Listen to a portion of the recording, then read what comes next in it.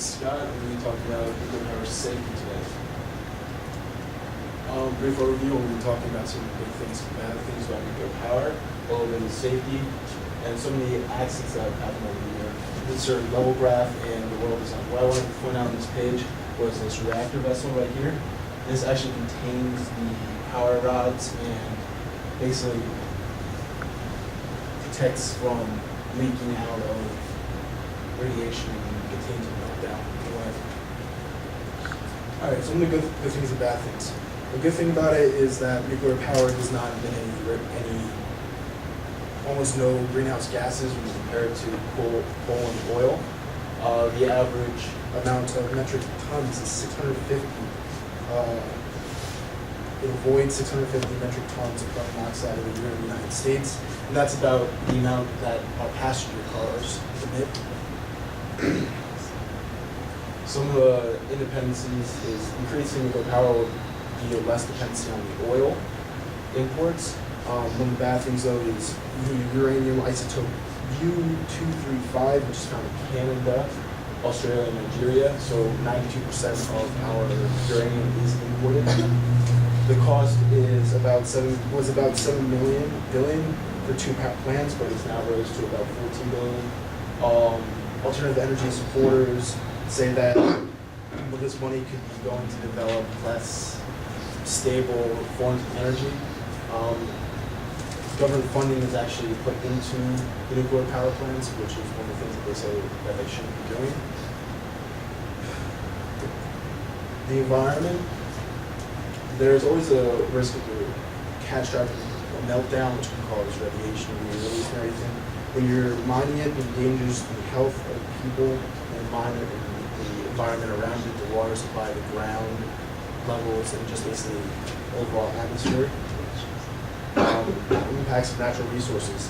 In some of the systems, when water is brought in to cool down the reactor and is put back into the original source, let's say a river, pond, a lake or something, or in the ocean, some of the water coming back does contain nuclear radiation, which can harm the plant life and animals. And also sometimes when water is being pumped in, aquatic life is actually sucked up into the reactor, which causes to kill the animal, the fish, snakes, and stuff in the water. There's the high cost. The cost of it has risen about 185% between 2000 and 2007, and it's unlikely to drop. Nuclear power plants aren't designed by American companies, so we would have to contract out to another country, in which case there would be less jobs for us being made for Americans. And there hasn't been a new power plant over 30 years in the United States. This was after the events of 3 Mile Island. For the waste that was created, there was no storage system that has been developed yet to really hold the reactive waste. It was basically just piling it up, kind of like you do with trash nowadays. There's research and development being put into nuclear power waste management. Again, as I said, there's been stopping on the leases for new power plants like 3 Mile Island and Chernobyl. There's also, modern reactors are safer, but they have been untested because we haven't made any in the United States in recent years. There's also cheaper, cleaner, faster-built alternatives like solar power, biofuels, and wind power. Wind power is about 5 cents per kilowatt. The solar power is anywhere from 11 to 12 cents per kilowatt, and they can even run during the night off the suns and even the moon if it's bright enough. And I got some new information that nuclear power is about 20 to 30 cents per kilowatt, which is a lot more than the other two. And there's no overall waste generated in solar power and wind power and hydroelectric power.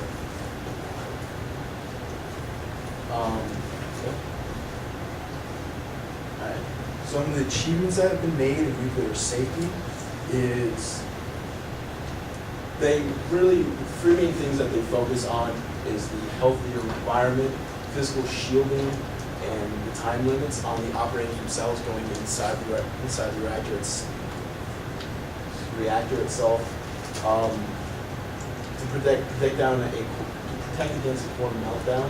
At 3 Mile Island, there was no radiation, no meltdown, even because of the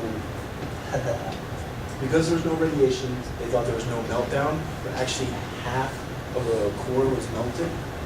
The types of safety and protocol systems that were placed took effect and did their job.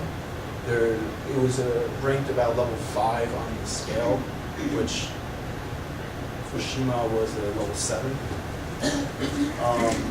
Fukushima was level 5. Chernobyl was level 7. There's also the China syndrome, is saying that if the core melts down, it would melt through that reactor vessel and keep going through the Earth until it reached China, because China's on the other side of the world.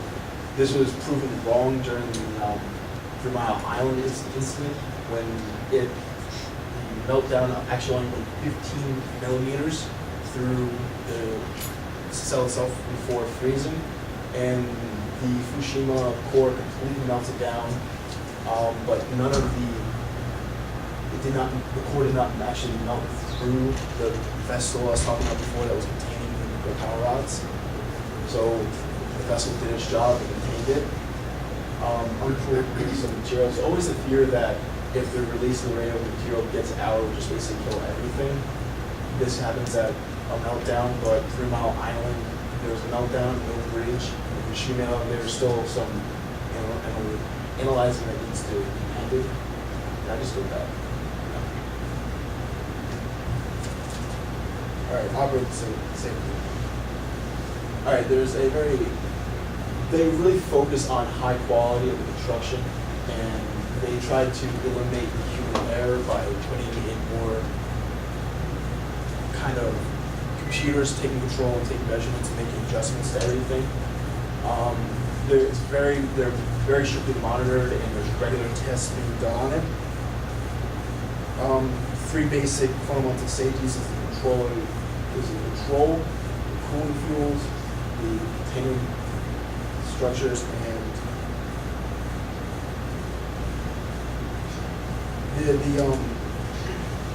there was a very, more or less, they purposely pushed a reactor to a point of where it would destroy and detonate, but the safety protocols that they were testing actually took into place. This was in the Idaho desert, and it shut down the entire system and verified that the protocols worked.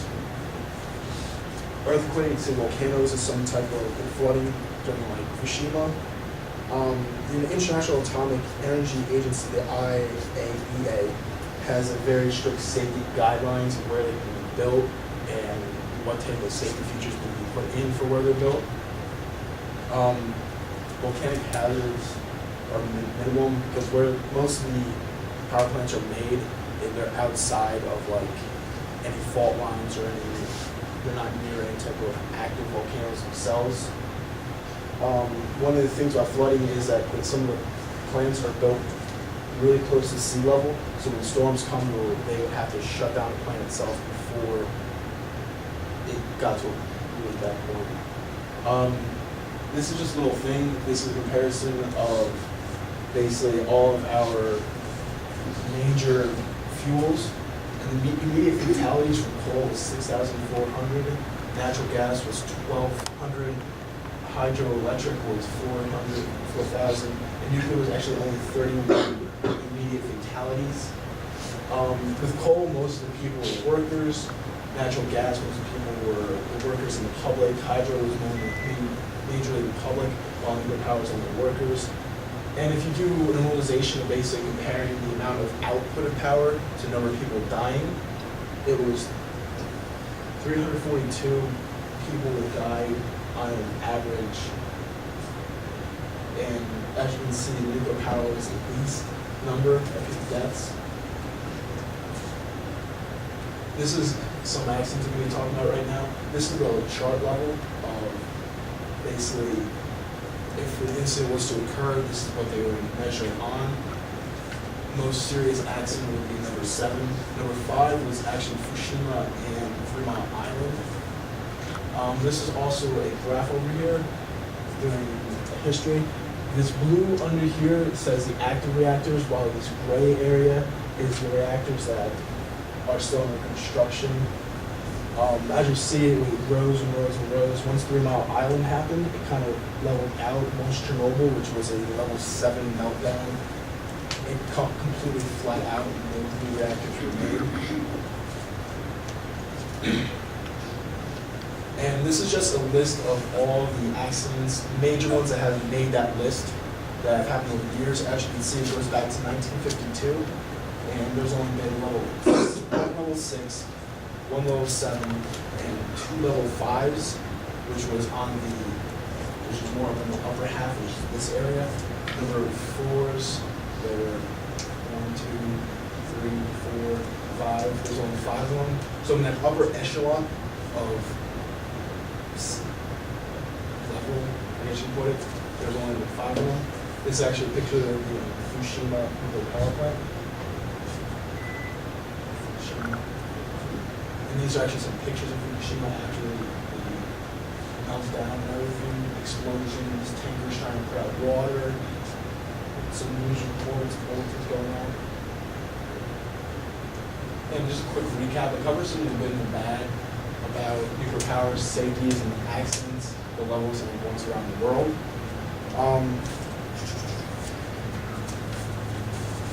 Nuclear power has been around since the 1950s. It has proven to be a strong power source for the world. Every year it avoids 65 million metric tons of greenhouse gases. With the expense of some nuclear waste, that there has been research and development of how to control it. Accidents that have occurred over the years are few compared to the number of plants around the world, and developing nuclear power plants for the safety of the workers, the environment itself, and waste management. Safety measures are always in place to do their job, to save us from unexpected meltdowns or radiation leaks themselves. This right here is actually a picture of inside a reactor vessel. As shown before, you can see these are the control rods, and it's completely surrounded by water cooled down. And any questions? Yes. What exactly were you persuading us? I was persuading that the nuclear power isn't that bad. As I was saying here, the number of accidents since 1952, when it has been around, there has been a countable number, while deaths from coal, natural gas, and hydro the immediate fatalities does not even come close to the few numbers of nuclear power, saying that nuclear power is really safe and isn't that dangerous if safety protocol is followed. Some of the incidents that have occurred is, a couple of these is when people actually ignore safety protocols and accidents happen. I know over in the UK, I forget which one exactly it was. It might have been this one. People were ignoring protocols and were ignoring some of the beeping and sounds that were coming off, and they basically caused a meltdown and actually a couple of deaths occurred from it. Yeah. So what I'm trying to say is nuclear power isn't that dangerous if you follow it and you do it the proper way. And that's why there's still research and development in nuclear power, and why there's safety protocols. Any other questions?